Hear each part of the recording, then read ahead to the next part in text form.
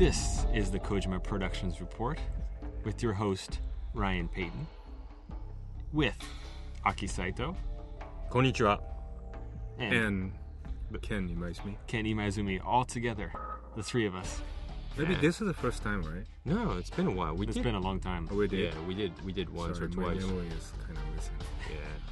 Well, it's I'm not. getting old. So. It's not like the one show you guys did where only you two did it. That was great. That was a nice surprise when I came back from I don't know where I was. But. Yeah. Oh, we did that. Yeah, that was funny. Well,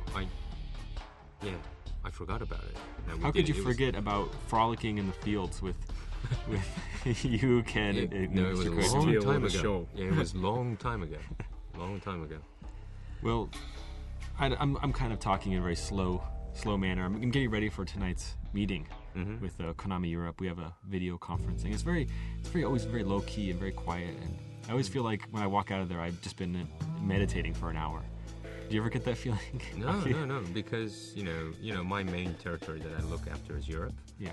And with a lot of Europe people from Germany, England, France, we have to speak low. We can't speak very fast Americanish English or British English. Right.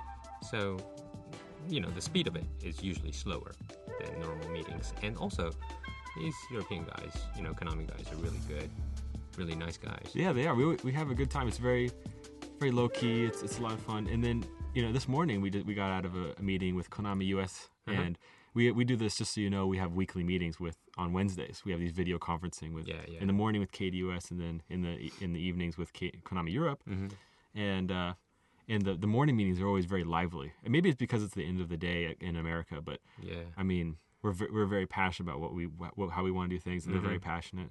And walk out of there like, wow, that was a meeting. And so tonight I'm looking forward to like a very different kind of tone. Right. It kind of bring me back down. Yeah, we should go out after that meeting, when we're cool and chill out. And we'd just go for a drink. Yeah, sipping cappuccinos. Yes, that's cool. That's cool. So on the report today, got a couple of things listed. Ken, you haven't been talking. You cool? You look very sleepy. I'm okay. How have you been doing lately? You haven't been on the show? I'm really sleepy today. Yeah. Oh, cute. I just slept like 3 hours last night, so... Why so busy? Why? Yeah. Everybody busy, in this time, because we're in the crunch time, so... Right. Yeah. Can you talk a little bit about development of MGS4 and where you're at, what kind of stage that we're at right now? Why you're so busy and that kind of thing? Well, team is tweaking the game, gameplay, and it's most fun part. So people are so exciting about it, right. And my job, I'm checking. I'm checking the old legal stuff.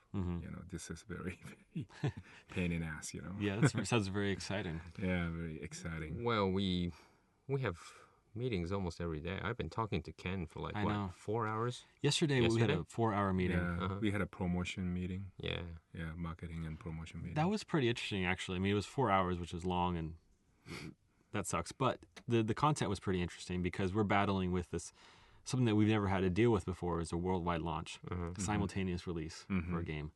And thinking about this, when I got home last night, I was thinking about how this is pretty unique for Japan.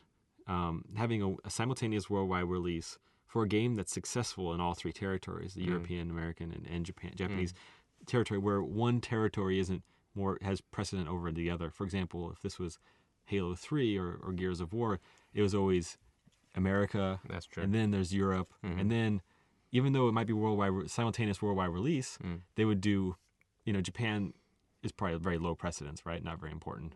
Yeah, because they would only sell maybe 50,000 copies or something. But this, everybody's voice has. Yeah. But to get everybody on the same page, it's quite a challenge. It is, but it's quite fun, isn't it? Because everyone's aiming for the same goal finally, and no one's like 6 months behind, and it's really challenging, but it's really fun.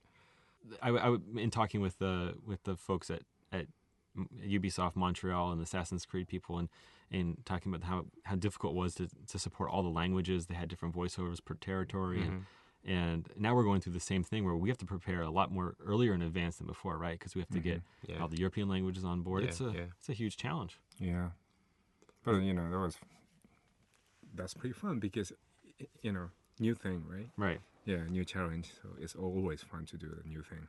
Besides, we always forget what we did last time, so I think it's very good. You should learn. We should, a lot of people changing and things like that, right? In different territories. Market changes, right? Mm-hmm.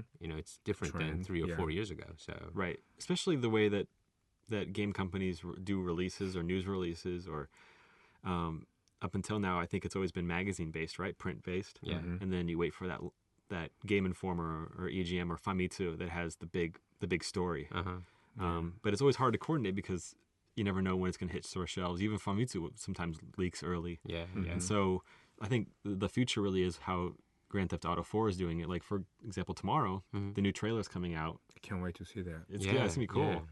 Yeah. And that's how they did. They just did all web-based. It's very simple. On their official site, it was just Grand Theft Auto 4, new trailer coming December 6th, right? Yeah. So, yeah.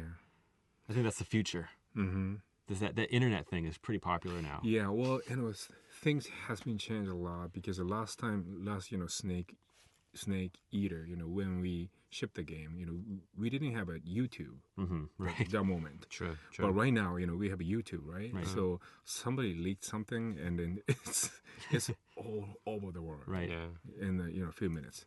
Well, that's the thing. It's even with a simultaneous worldwide release with MGS4, we're still trying to figure out exactly what day. It's not going to be the exact same minute, right? Mm-hmm. Yeah. So we have to definitely tell our listeners and tell people that if, for example, if it comes out in Japan first, then don't check YouTube. Just save yourself and wait to play it in English, right? Because it will be there. Yeah, it'll be in in no time.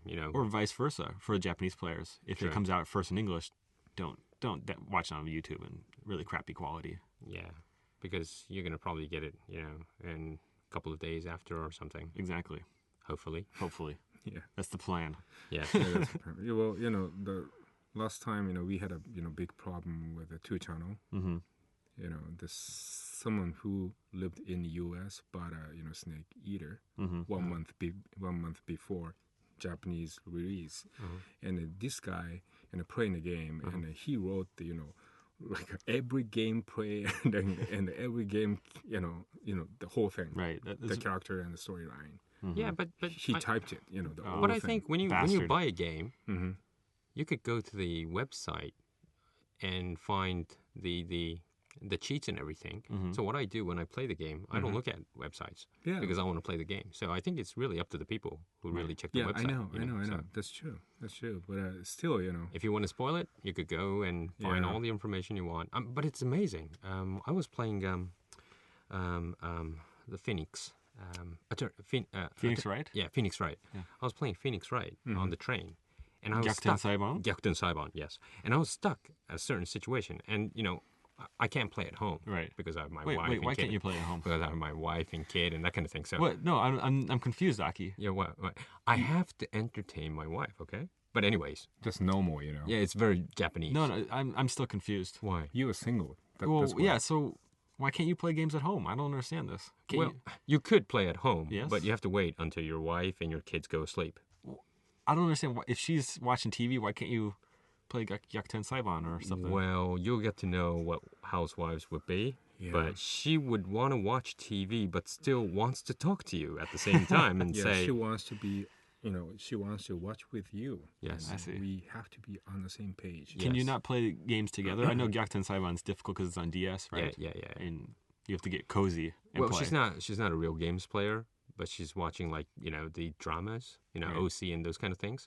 And she doesn't expect me to watch every single minute, but she says, "Oh, did you see that part?" and that kind of thing. And if I don't have that attention at that moment, oh boy. Oh man, you won't get trouble. But you know what? It's exactly same in my house too. And his wife used to work for Konami, right? Yes. And my wife used to work for Konami, right? Mm-hmm. And then we, my but they're wife, not gamers. She's not a gamer. No. And she doesn't like video game. But both of our wives does have certain understanding. I mean, like being late in the office or going early in the morning. Good. But that's okay. But you have to at least pretend to be a good husband when you're home, okay? But anyways, I was on the train, and since I can't play when I go home, and I was stuck in Gyakuten Saiban, and I didn't know what to do, but I just can't stand there and just wait until it arrives at my home station. Right. So I took out my, cell phone, and I thought, there you go.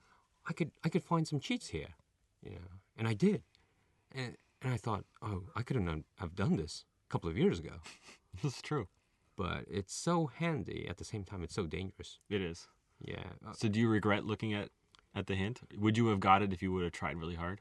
Yeah, probably, of course. But, because of the time constraint that I had before, next 3 stops, I want it now. I want to proceed now. Because it was a very small, tiny thing. Right. Which I probably didn't look at this certain item or something like that. You learned your lesson. Yeah, well, yeah, but, and a lot of things on the internet changes, like American football results, baseball results, or soccer, European football results. You try to block this out because you can't see it live and you have it on video. This is the problem we have in Japan. But on every ticker on your cell phone or something like that, it shows the highlights and the scores, and it sometimes spoils. Oh, man. My favorite team is the Seattle Seahawks, and they went to the playoffs. American football. Seattle Seahawks? Yes. American football. They're a great team. Yeah. About 2 years ago, they went to the playoffs, and I was so excited because in Japan you can't watch it live. You have to watch on delay on the satellite or something. Yeah. So I would always go to a sports bar here in Roppongi, and so I got the time, and they're playing the same day. It was just delayed by maybe 12 hours or something. So I go to the sports bar, and then everything else is delayed too, all the other playoff games. Yeah. And so, but the way that the satellite program broadcasted was that one game that they played was live-wise, it was after the Seahawks game. But when they replayed it back, it was before the Seahawks game. Yeah. Right? So everybody's watching the finale of this game that actually occurred after the Seahawks game. They're watching that first. And then on the bottom, it shows the final score of the Seahawks game. Oh. But I still stuck around and watched because... Well, especially about sports, not just games, but if you know the results, sometimes it really turns you on. Turns you on. I think if they said they lost, I probably would have left, but they said they won, so I wanted to watch them. Oh, okay, well, that's at least that was good. But still, that kind of sucked. The whole Seattle Seahawks? They're a good team. They went to Super Bowl against Pittsburgh. In the 60s? That was the first time they've ever been to the Super Bowl. Oh, okay, sorry. I thought it was the days of Terry Bradshaw and everything. No, I don't even think the Seahawks were around in the 60s. But anyway. Okay. But that was really, surprising. As he goes to the sports bar in Roppongi because he doesn't drink. So that's funny. I was the only one sober. It's funny. Well, you don't know. He doesn't drink in front of us. Oh, maybe. But maybe at the sports bar. Only in the morning. Okay. So, I could continue on, but I've got one more question for you guys about Japan. Okay. I ran into this problem on Saturday. I went to the convenience store to buy a concert ticket, and it's for an artist named Sufjan Stevens. And I couldn't for the life of me find it in that Lawson's computer where you have to put in yourself, you have to search for the ticket, and then it'll print out and you buy it at the convenience store. It's a very convenient way to do it.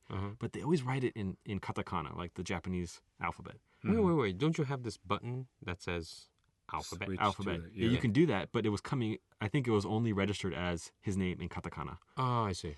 Do you have the sixth sense? Because can you figure out how to say Sufjan Stevens in katakana no matter what? Because I can think of 4 different variations to type into my cell phone or type it into that machine.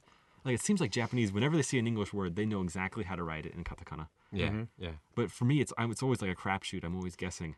Well, that's because you're working on a very native accent. Yeah, the correct way, right? Yes. And Japanese, for instance, the Foo Fighters. Like Foo Fighters, all right? But in Japanese, it's Foo Fighters. See, it's totally different. Do you elongate Foo? Is it Foo dash? Yeah. Foo dash, yes. Yeah. See, I'm getting there. Foo dash. Right. Foo Fighters. Fighters. Oh, there's a zoo at the end? Yes. Z-U? Z-U, yeah. Foo Fighters. See? So it's very natural for us to turn American words into katakana. Right. We've been doing that for 12,000 years now, but so we could do this easily. That's why probably, if you could just call me up, I would have probably, helped you out on Lawson's. Well, that's sounds funny too, right? Yeah, it does. I should have called you guys because I was having the hardest time. Anyway, to get back to Metal Gear, just got back from Los Angeles. Metal Gear. Metal Gear Solid. Metal Gear Solid 4. And so I went and visited Logan last week to check on the progress of the opening movie. Yeah. It's looking fantastic. Really? I haven't seen it yet. Can't show you. Sorry. You got to. There's an I haven't NDA. seen it too. I was in the Yeah, we were on this and you're the only one who saw it so far. So, yeah, we it's been a while since you guys saw that. And then I went back again to check on the progress. And Alex over there is working really hard. He's got this team. They're filling up that whole studio that I have. I've never seen it so filled with artists and 3D modelers. And I mean, it's this huge project. Walking around there, it felt like they're making a game, you know, with all these different wireframes. And it was just really impressive what they're doing. So anyway, I just thought I'd report on it a little bit. Like it's looking fantastic. And so I got an email from somebody. He sent me a really funny email. It's from Tanguy in France. And he says, I wanted to know that since you've been talking about that opening movie, I can no longer sleep at night. I mean, how in the world can an opening movie be that innovative and exciting to you? And I hope I'm not hyping up the opening movie that much, but I think it really is that innovative and that cool. Unless you guys would disagree, but well, actually, Ken and I probably have to really see it and how it works. Right. But how should I say it? It's going to be surprising for sure. Yes, we have been testing. Right. And it's gonna be really, really cool. Maybe the first, challenge of the game, video game. Yes. No one have done this kind of stuff before. So it's not something like, I don't know. I think personally, it's not something that we should brag or something about, but it's something for the users, right, to enjoy. So I think everyone's just gonna have fun, right? I think so. So the whole when I visited, one thing I was working on was making sure that it's in line with Metal Gear, right? It's got a lot of Metal Gear elements into it. It doesn't feel like it was developed apart from the team or apart from the game.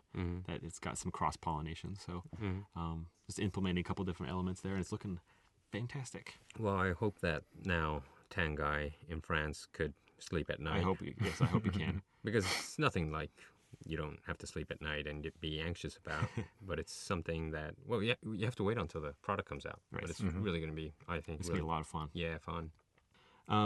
So moving on to JP from California. Hi, JP. He says, "Hey, Ryan, I'm very happy that in midst of your already hectic schedule, you can find time to do the Kojima Productions Report." Well, thank you. It's the closest thing to having a panel at a comic book or a sci-fi convention. One of the best things about the Metal Gear series is perhaps the music, from the very haunting "The Best Is Yet to Come" to the emotional melody of "Calling to the Night" and the unforgettable Metal Gear theme song. The Metal Gear music is like a tasty beverage that washes down a tasty burger. Can you talk about the process in which theme songs like this are chosen? Aside from the obvious Snake Eater, are those theme songs created specifically for the game? And what can we expect from the MGS4 version of the Metal Gear theme, which I am eagerly anticipating, he says. Music guy.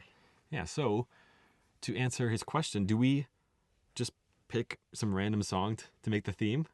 Sometimes Really? like Hideo makes the call, right? Yeah, saying, basically, basically he gave he pitched something like, he wants to have this kind of music or this kind of, the theme song have to be like this. If the theme is this. Yeah. And to the sound guys, and the sound guys pitch to the Harry Gregson Williams, or we have some people who compose the music too. So that's the way. Yeah, it's kind of a collaborative effort, especially with MGS4 with Harry Gregson Williams and Mr. Kojima. They bounce ideas back and forth. Right. Well, yeah, we've been there. He actually, was there when they were discussing, and sometimes Hideo gives a specific order or this way and that way, and Harry comes up with his brilliant idea, and Hideo has second thoughts saying, that's good. Can I add this, or can you lessen this, and that kind of thing. So it's very collective, creative, collaborative work that they do, and sometimes it's funny. Hideo just says, "I want this kind of music, that kind of theme," Right. and it sometimes changes because the game changes or the Right. image changes. It seems like it kind of depends on the game. It depends on the time. When I had Rika Muranaka on the program, we had her talking about MGS1, and obviously she got all the consensus from Mr. Kojima beforehand, before she went to Ireland to record. But I think, yeah, he kind of like left it to her to really create this theme, which really worked well with the game. But for Calling to the Night, which is the theme of MGS Portable Ops, I remember Mr. Kojima gave the theme, like what he was looking for, and then our internal sound team really like worked really hard on it, and then they just built from that theme and that foundation, and then just created the whole song, all the lyrics, and chose the right singers. We had a lot of different singers come in and audition until we got the right singer who's a really good English speaker, and you can actually understand what lyrics she was saying and had a beautiful voice. And so Calling Tonight has actually become like this really big phenomenon in the Metal Gear community. It's very popular. It's one of the most popular songs that we've ever put out in the past 20 years. So, moving on to Sanjuro from the U.S. The Metal Gear series means a lot to me, as I'm sure it means a lot to you. There is absolutely nothing cooler than a young teenager back in 98 or 99 playing Metal Gear Solid. My quick question is, without giving any story away, will the original Metal Gear and Metal Gear 2 Solid Snake be talked about or referenced in MGS4? That's a good question. So I'm not going to give anything away, but the good news is that we do reference what occurs in those two games, the original Metal Gear and Metal Gear 2 Solid Snake. And I think we approach it in a very cool way. So if you do have time, up until now, until MGS4 releases, I would recommend picking up MGS3 Subsistence so you can play those MSX versions of those games. Not the NES version, right? Don't pick up the original Metal Gear on NES because it's not true to the series. That's not true because it's based on the game, but that was done by somebody else, and they changed some part of the story. Right. Especially for Metal Gear 2, Snake's Revenge, which is totally separated from the Metal Gear canon. And I had a really funny conversation with a friend whose name Jose Sanchez, and he was saying how his plan is when he meets Mr. Kojima for the first time, he's gonna shake his hand and say, "I love all your work, but especially Snake's Revenge was brilliant." And he was like, giving me his joke, and I was like, I don't know if that's gonna. I think there might be a little bit of something lost in the translation there, buddy. That's a little dangerous. Have him sign Snake's Revenge. I don't know if that would be very funny for Mr. Kojima. He might get the joke. I don't know. I don't know, but normally he will probably. But, he'll probably crack up. I think. Yeah. But if you say it's the favorite game that you've ever worked on, I think he'll crack up. He'll say, "Huh." And then just sign it and kind of go on. So moving on to Jake from Plymouth in the United Kingdom. He says, there's been a lot of questions lately coming in from listeners about getting a job in the game industry. And I hope it's not boring for everybody who's listening, but I do get a ton of emails about this. Jake writes, I know you've talked about a lot about this, but I'm curious of how you got a job like yours. I'm currently doing 3 A-levels in art and design, and I'm 16 years old. I wanted to do game design, but I've moved on a bit, and I would like to do something else within games. Is it difficult to do a degree in international business, and would I have to be really good at Japanese to get into developing games? I've got an answer, but you guys want to tackle this? Well, I don't know. Coincidence? How do you... Yeah. Determination, coincidence, a lot of things. I mean, like if you're... especially when you're young. Yeah. You don't have to... I don't think it's not necessary to just set one goal because you might change. Your feeling might change. Surroundings, everything might change. So you leave all the opportunities open and try everything that you want. And the one that remains will probably truly be what you want to do. So, especially when you're young, you have a lot of, possibilities, right? And maybe you might get fed up with games when you're like 19 or 20. I don't know. But if you have the determination now, and if you could say that you will keep this determination when you're 20 or 25, I'm pretty much sure you could get in the game business. Absolutely. But you have to look for that chance, right? Yeah. Chance, and you have to have a passion. Passion to, to join these, the game company. I mean, like, he wants to make a game, and maybe he should, he has a, passion to create the new kind of game, right? Maybe. Yeah. So, we have like a video game school in Tokyo and Japan, but Konami school. Yeah, well, I should not say that, but you don't have to go to those kind of school, to get job. This is true. True. Yeah, well, Ken has a totally different background when he was, a student. So do I. Right. Ryan as well. Well, Ryan's pretty close in the industry, isn't it? Well, what have you always been doing? No.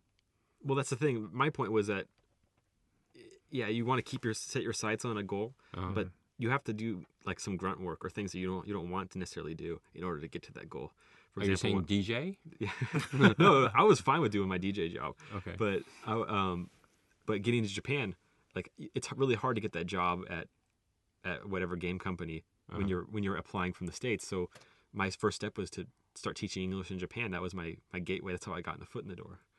And so did I want to be an English teacher? No. But it was a great way of getting experience and brushing up on my Japanese skills and going out with Japanese girls. But that was pretty boring. That's he said. The teaching. Well, yeah. I mean, you're teaching a language that you're. He used to go out with the girl at the same school. Really? Yeah. Right. Well, not the student. Oh.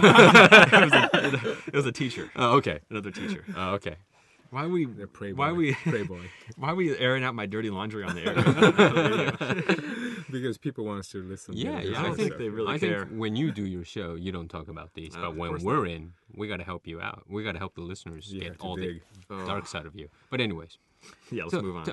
Tell Jake that how you got into Kojima Productions. No, how about you tell Jake how because it was through you. Well, yeah, that's true. I think it was E3, like. At E3 when we were 2005, doing... right? Yes. Something like that. We did interviews and that kind of thing. And I was with, Mr. Kojima translating for him. And at that time, you were a freelance writer, weren't you? Yes, I was. So Ryan was in this interview and he did freelance. And usually after... the interview's over. And usually after the interview's over, a lot of the press people come to me directly saying... I wanted to ask this question, or can I have this autograph signed, or something like that. Right. And you came up to me. I was expecting you wanted more information, or to talk to Mr. Kojima or something. But Ryan came up to me saying, "Hey, you this interview session was so great. I'd like to do what you want to do." I said, "Yeah, sure." And I was so impressed with his translation. Yeah, but and then he came up to me and we exchanged cards, and I think you wrote back to me. Right. You don't remember what happened after that? So we exchanged cards. Then we're sitting outside the interview area, and Mr. Kojima after the interview had went to go to the restroom. So you and I are talking, and all of a sudden we were I don't know why, but we were speaking in Japanese to each other. And so then Mr. Kojima came back from the restroom, and he's kind of stops and he's like, why is this guy speaking Japanese? He's pointing, like looking at me, and he's asking you. And he says, and why does he have an Osaka accent? And then I was talking, well, I'm actually studying Japanese in Osaka right now, and just quit my teaching job and just doing this writing gig. And so that's how I first met him. And then, yes, you and I, we corresponded over email after that. Yeah. And and then you introduced me to Ken-san. Did I? Sorry, I totally forgot. Well, through interviews and job interviews. And then I had to fight with Ken saying, I want Ryan in, Remember the time? Yeah, at this big meeting with 100 people in front of me saying, I want Ryan Payton. I want Payton. That's a dream, No, actually, I did nothing. I mean, it was after that, it was really up to you. I mean, you had to do the interviews and... A number of interviews, yeah. Yeah, and one guy, from Kojima Production, he really likes you. So, and he pushed me a lot. Yeah, I really owe it to him. Yeah, but first time I met you, and I thought you were a very sneaky guy. That's the thing. It's hard to gain the trust of people when you're coming from a press background. Well, yeah, press. You were press at the time, so we thought the press people is very sneaky. Right. I mean, some people is really good, but some people is really sneaky. At that time, I had the kind of a feeling that I liked Ryan talking to him right after the interview. And it was just an impression. So Jake, anything you do, and it's sometimes really coincidence, isn't it? Your personality or your background or what you were doing and that kind of thing, and the luck for us to meet each other. I mean, if we didn't meet, I don't know, you might have gone in anyway. I don't know, probably not. this coincident thing really happens. Right. So, I mean, it felt like, I know this is very corny, but it felt like destiny for me because I was a huge fan of Metal Gear Solid, but and then I didn't play Metal Gear Solid 3 until later. Like after it came out, I was busy and and right before E3 is when I finally played Snake Eater, and I was blown away. I was like, I can't believe that this team made this such an incredible game. And it was right. I was still I had that buzz when we went to E3, and then this opportunity presented itself. It seemed kind of like destiny for me. Wow, that's corny.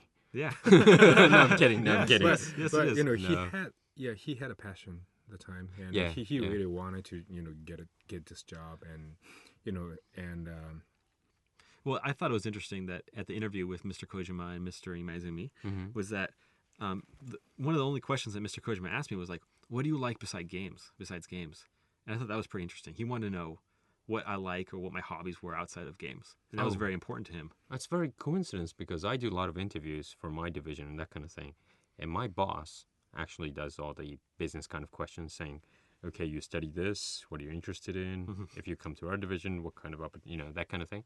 But I always ask stupid questions. And I'm really good at this. I say, what's the latest movie you saw? Did you like it? Or did you Those are good questions to ask, I think. yeah, You get a sense of the personality, right? Yeah. right, yeah, sense of personality, and he wanted to know that, like, you have a sense of the making a video game, like, the point he wanted to These check out. interviews are really interesting, isn't it? Because a lot of the times what I do is try to just surprise people and see the reactions. Because when you're surprised, your real reactions come, So I don't do routine questions. It's more of a conversation. It's Right. much more fun. What did you eat today for breakfast? I mean, yeah, that's predictable. Right? I kind of say, I can't really say this on air. Yeah. Well, well, Well, normally, like, we have those kind of cheat book, like, these questions, and you have to say these, this way or that way or blah blah blah, and then normally there's people learn or read these kind of books, so they are ready to say something like these question, and you have to say that this way. Right. So that's why he wants to make this weird question. Right. That's most Japanese companies that have those standardized tests, right? It's like a personality test. yeah. And it's test. weird. I had to take one. It was more of a formality, I think. It was after I was hired, so I took it. And it was weird. They ask you these weird questions about. They're very very abstract questions. Yeah, and so many questions too, right? Yeah. If it's raining, what do you feel like? Or why do you think it's raining? Is it because you're having a bad day, or is it because of like the scientific reason, or these tests are really interesting because it might not.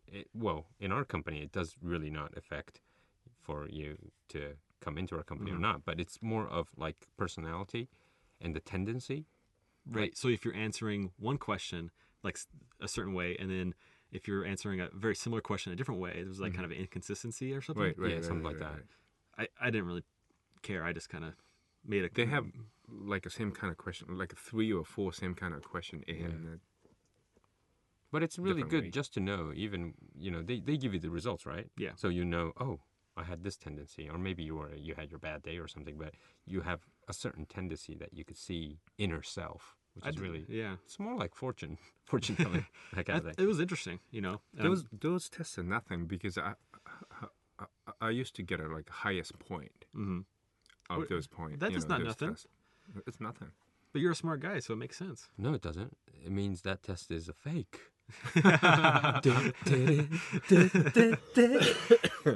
Okay. So before we wrap up, can you give me an update on what's going on over at HIDECHAN Radio? HIDECHAN Radio. 皆さんこんばんは。アッキーことアッキーです。HIDECHAN Radio. Yeah, I do it like this way in HIDECHAN Radio, which is interesting and fun. We have some guests, and Yumi Kikuchi, one of the beauties, is a normal, our beauty host, joined with me with Tachi.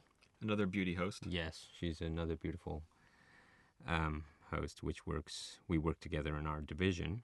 And recently what we've done is we've been introducing the MPO Plus Final Japan tournament things like that. And also Kabutore Next, which is the stock trading game. Stock trading game, the second. Right, for DS. For DS. We got Mr. Okamura, the producer. Does he come on the show? Yeah, he came as a guest and introduced this product. And cool. Sometimes Mr. Kojima comes on, Uh-huh. And the last time, I think it was a couple days ago, we were doing the recording session, and Mr. Kojima came without telling anyone. Right. And we were reading the mails from the listeners, and all of a sudden he was answering the questions, saying, yeah, okay, open your opportunities. A similar question. I want to join the games company, that kind of thing. So, and that was quite fun. And we always have this ending talk, but it's like a heart-to-heart.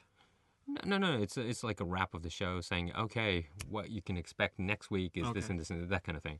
And then Mr. Kojima didn't stop mumbling of this the stock trading game card that was left on the table. Yeah. And he was mumbling, saying, stock exchange. And he was just reading. Right, I've seen that, yeah. Yeah. He's just reading it off. Yeah, and we didn't care. We just finished the show. But that was a good, background music and that kind of thing. So we have loads of fun on cool. HIDECHAN Radio. So if any listeners are interested, we're going to continue. We're going to get a lot of information on MGS4, guests, things like that. All in Japanese, of course. Also, we do currently the English lessons for the Japanese listeners using Metal Gear Solid's English version. And believe it or not, a lot of Japanese listeners are really wanting to know, to learn English. Through the English version of the Metal Gear. Yeah. But not just that. They're. But that was supposed to be Ryan's show. I know. You took the show. I took the. You took the program. You can have it. I took the idea. But they call it the Private Ryan lesson. Yeah. But no, actually, Mr. Kojima made us do it. He said, 日本語に飽きたら英語にタッチ meaning if you're bored with Japanese, you should learn English. Right. And with our names included. Right. He created a great line, so we did this corner. And this is quite popular. So can we go back to this MPO Plus thing real quick? Yeah. The finals, is it the national MPO Plus finals? Is that this weekend? Is that correct? Saturday? It's on the 15th. Yeah, Saturday. Are you going to be going? Maybe, yeah. I'm in Geneva. Not this weekend, right? I'm in Europe. Next weekend. Next weekend. Next Saturday. Weekend, yeah. I'm in Europe, so I can't go. Too bad. But I heard it's really going to be fun. Some special guests might pop in. I don't know. Yes, I've heard some rumors. Yeah. There's been a lot of rumors. Yeah, and we have the the Tokyo tournament, and then they don't have a Osaka tournament. Right. Yeah. So who's the finalists? What different cities are fighting against each other? I heard it's from really Japan nationwide, from small prefectures, from countries, of course from Tokyo or Osaka, big cities as well. And everyone's going to be, I think, linked together with the Tokyo stage and Osaka stage. So I heard it's really going to be fun. I should check that out. Yeah. 15th. I don't even know if I'm going to be here. I might. You will be here, right? I don't know. I got to... Oh, the Christmas. Well, you're coming to Europe with me?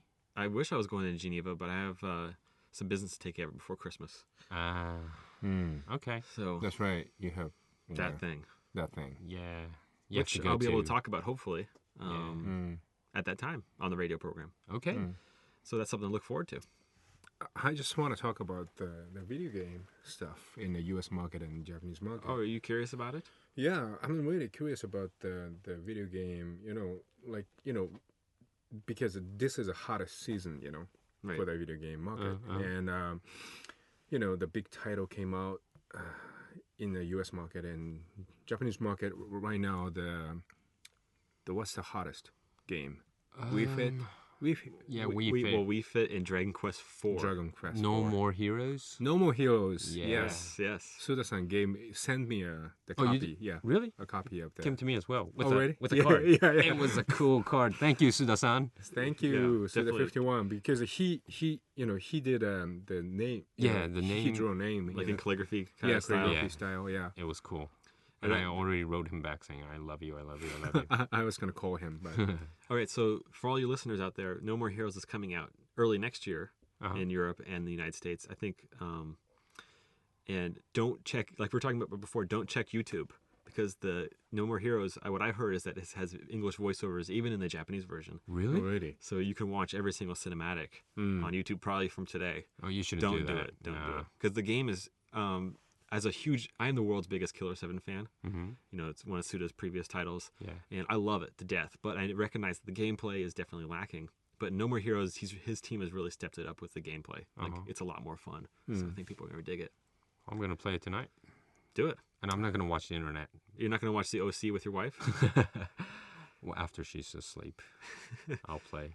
Do you have a Wii? Yeah. Oh, wow. Okay. So, Ken, what else did you want to talk about? So we got No More Heroes. Dragon Quest IV is huge, massive. Yeah, Wii Fit. Wii Fit is out. And The death of all video games. Wii Fit. This is the beginning of the end. Did you guys have a chance to play a Mario Galaxy? No. No, not yet. Not Because yet. Did you I'm buy it? looking for it? No, not yet. Because I don't have a Wii. You don't?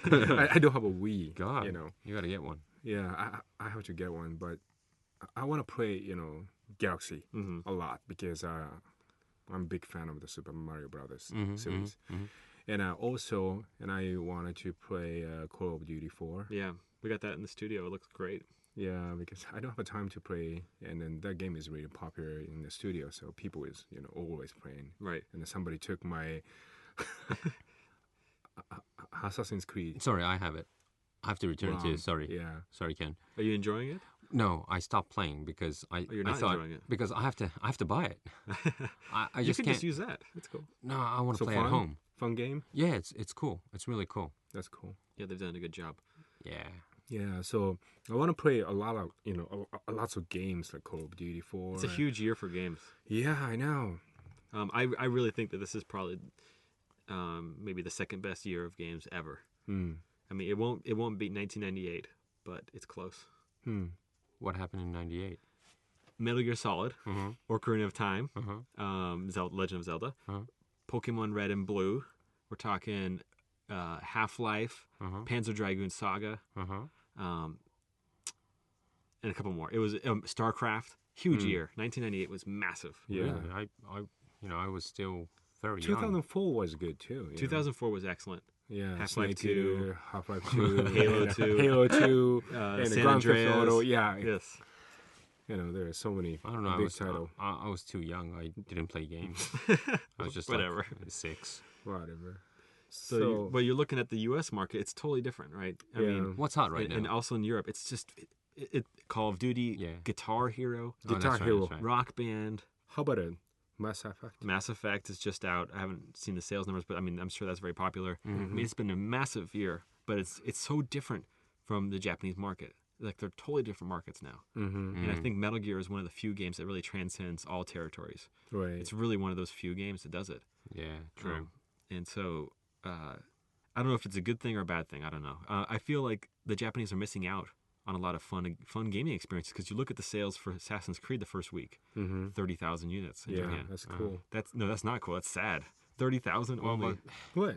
But in it's because- Japan. 30,000. Well, it's quite pathetic. big. It's quite Quite big, big. for a Xbox 360 game Yeah. in Japan. Yeah. So But I mean, hundreds of thousands of people should be experiencing this because it's one of the top games that are coming out this year. yeah. Nobody in Japan is going to buy Call of Duty 4, unfortunately. Well, first of all, there's a different tendency to like the FPS type and that kind of thing. And Assassins is totally different. However, since it's a Xbox 360 game, a lot of Japanese people probably still think it's an FPS or that kind of thing, or a lot of people might not even know. Although there's a lot of heavy commercials right now, so a lot of people are talking about it. Oh, are there commercials in Japan? Yeah, yeah. they got it. But that's a Z rating, so they have to show that in midnight or something. You got to be kidding. Wait, Assassins is Zero Z? Yeah. That's ridiculous. Why are they so strict on these things? That is not like for listeners who don't know what Zero is, like our ESRB warning or Right. something. And the Z is the strictest rating. And if you have a Zero Z game, then you can't advertise before midnight. I think so. You can't have it on like a Something store. like You that. can't have a store display like in a Staya Or you have to have a dedicated space, right specifically only for for top- Zero yeah, Z. The top shelves. Right. Yeah, for the people who are tall or something like that. Right. A lot of retailers won't pick up Zero Z games. Basically, you're kind of doomed from the start if you have a Zero Z game, which is why Suda told me that he had to go for a Zero D for No More Heroes in Japan and take out all the blood. And so now you'll see it's just kind of like a black murkiness when you're killing enemies. I mean, it's just, I hate it. Really? I hate that system. It's ridiculous. Well, for us Japanese, it doesn't really make a big difference because we have, I don't know, it's very natural. We were bred to kind of like imagine what it's really going on. You know, the porn videos in Japan and that kind of thing. Oh, which is all blurred out. I wouldn't know. Oh, come on. But anyways, people like Dragon Quest, for example. It's not real looking, but we imagine this is like, oh, this and that, and you know. So I think there's not such a big. Well, it's funny because up until maybe the PlayStation era, it used to be Japan that was kind of leading. I don't want to say leading the edge or leading the pack as if this is a good thing or not, but it was where there was more the kind of edgy material was coming out of Japan. Where like for fighting games, like the SNK fighting games, only the Japanese version would have the bouncing breasts or real blood, and then if it came to America or Europe, they'd have green blood or gray blood or something like that. And now it's totally it just did a 180. It's completely opposite now. I don't know, but but yeah, that was a good point. I mean, now things has been changed a lot, but you know, Assassin got a Zero Zero. That's a very weird because I haven't played the whole game, but you know some part. But that was not so. It's not that violent. Not that violent because the game got a Zero Z. So I'm wondering, Metal Gear Solid 4. Yeah, I mean it is a concern for us, obviously. Yeah, I'm pretty worried about it. Because we have some violent scenes, right? I mean, well, yeah, but you know, that's we need it because we have a storyline. So. Right. I mean, and it's not this gratuitous violence where we're just having fun, and it's not like torture porn or anything. I mean, it's we're trying to create this battlefield, right? A realistic looking battlefield, and people die on battlefields. It's not pretty. If you go to a game shop in Japan, like the biggest, Yodobashi cameras or the big shops, it's totally different now. There's a lot of young couples, your boyfriends and girlfriends, family, kids, moms, pops in line in a queue trying to buy this Wii Fit. Well, not just Wii Fit, but DS. Right. If you go like tonight, like 7 o'clock or 8 o'clock, well, today's a lot of it's a release date of certain titles, so you'll have a lot of gamers lined up as well. But at the same time, you'll have this really cute-looking, we call it office ladies. OLs. OLs, yes. They're lined up in queues as well to buy the new, DS something. Dragon Quest 4 things or like whatever. That. Yeah. And it looks like a real. It doesn't look like a game shop anymore. Right. It's like a supermarket almost, But in a sense, I think that's positive for the industry. But the real games, I think those are kind of they're kind of dying off in Japan. I have that feeling. No, I don't think so. Like look at Mario Galaxy. It's not selling well. In Japan, it's not selling well. Like 300,000, right? Right. Yeah, well, yeah, but I still... It's getting its ass kicked by Mario Party. That's sad. Yeah, but I still believe a lot of game-loving people is right now in a turning point at the same time, like all our Atari 2600 generations. Now you have your wife and kids and, those kind of things. But these people are returning slowly, gradually, coming back to games. So I think the love of games haven't died at all. It's just the introduction stage for the people now, the girls, the smaller kids, moms, pops, I think it's like the gateway, right? Yeah. And then we'll get them to buy MGS4. Yeah. Ken, do you have any other comments about it? No. That wraps up this edition. Ryan's Report. Okay. HIDECHAN Radio. Check back next week for more quality programming from High Kojima Productions. quality. High quality programming from Kojima Productions and Hideo Kojima himself on HIDECHAN Radio. Oh, See you that's next a time. lie. Next time. You want to wrap? Yeah, let's wrap it up. Okay. So that will conclude this edition of the Kojima Productions Report. This has been Ryan Payton. Aki Saito. Ken Imaizumi. For Kojima Productions. We'll see you next week. Thank you for checking out the Kojima Productions Report.